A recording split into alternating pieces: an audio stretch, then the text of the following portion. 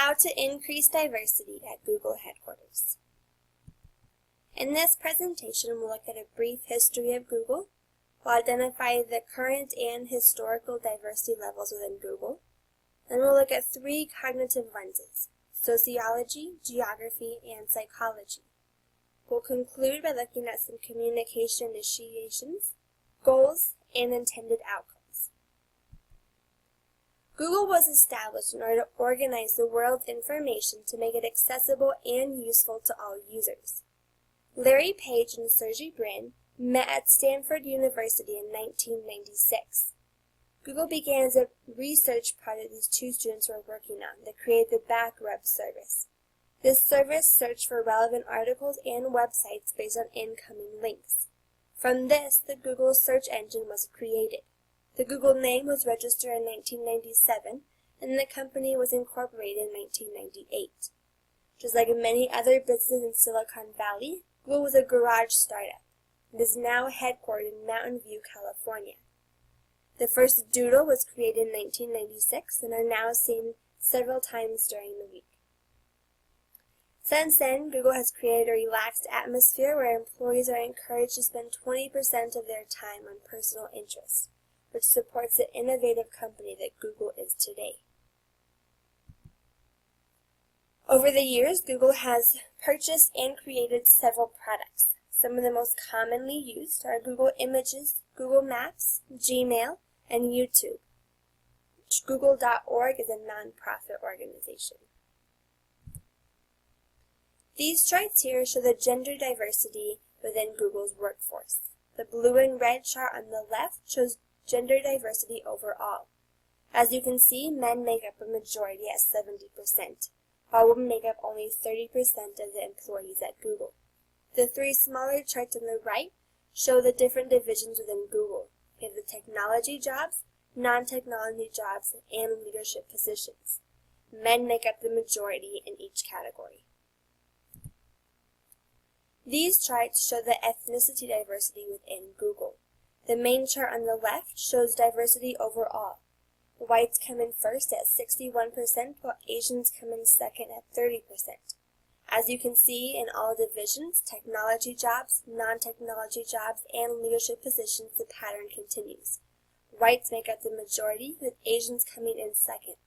All other groups, including Blacks, Hispanics, and 2 or more races, make up a small portion of the Google workforce. These patterns represent the history of Google as well as current times. It is synonymous with the tech industry. The main person in these industries are white males. The first cognitive lens we'll be looking at is sociology. This includes the gender diversity within Google. Currently, Google is offering scholarships for women who pursue computer sciences in colleges, and has also established a program entitled Made with Code. This program is targeted at younger girls and shows them the creativity and the power that they will have learning code through computer science. It increased access to computer science in high school and hopes to inspire people to pursue computer science in college. In addition to these initiatives, Google needs to make sure women have representation in leadership positions within the company. It is important to present diversity at the top level and to create a pathway for future generations of women to follow. They need to highlight the contributions and accomplishments of women in addition to men, so the spotlight is on both genders. And then finally, they need to change the accepted assumptions the company has about their female employees. Currently, they believe that women workers need to be totally committed to their job, where they take a few hours to deal with the family, then come back late at night and do whatever work it takes to get the job done. While some people are okay with this assumption, not all are.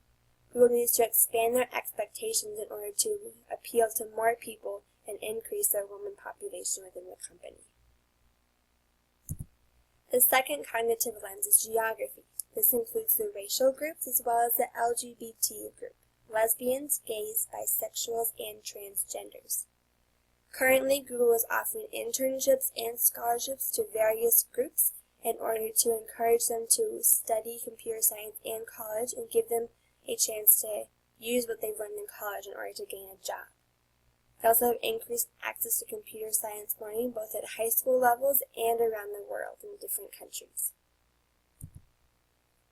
To create the initiative even farther, Google needs to make sure their hiring process appeals to more than just whites. They can do this by publishing help wanted ads in minority publications such as Emerge, The Advocate, and Hispanic Times. Then they need to make sure their workplace culture is accepting and supportive of a diverse workforce. Once they get new hires that isn't more than minority groups, they make sure these people feel welcomed and supported within their culture. And then they need to create opportunities for these minorities to move up within their career at Google. The final cognitive lens we'll be looking at is psychology. This includes the behavioral practices Google has to their structure and processes. Currently, they hold workshops that address unconscious bias, which are accepted stereotypes that influence decisions. By being aware of their unconscious bias, they're able to make new ways of thinking and make more objective decisions. They also encourage a culture of inclusion, where things are fair and everyone has a voice within the company. Finally, they also offer tailored benefits to each different group, such as offering caregiver leave and LGBT policies.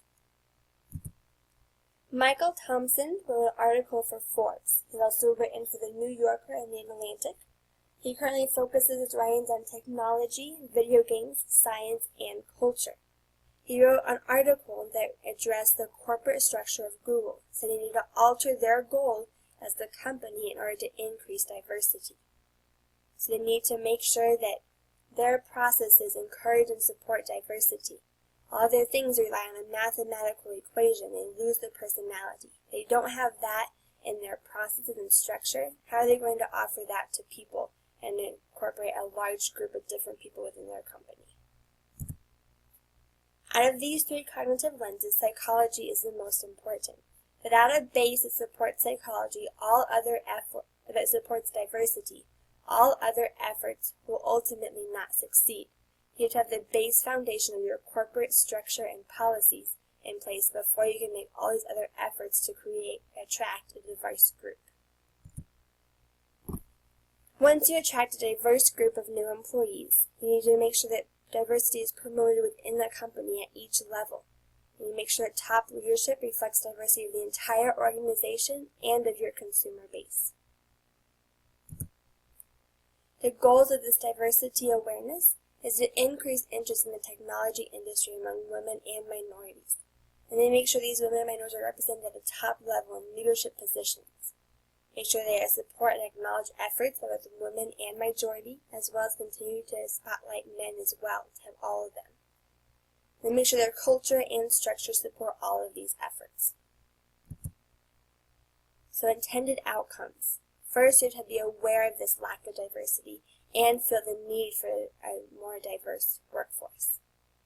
In addition to the scholarships and programs they offer women, you need to make sure that they acknowledge the contributions they make to their company and make sure that their expectations are appropriate for their women employees.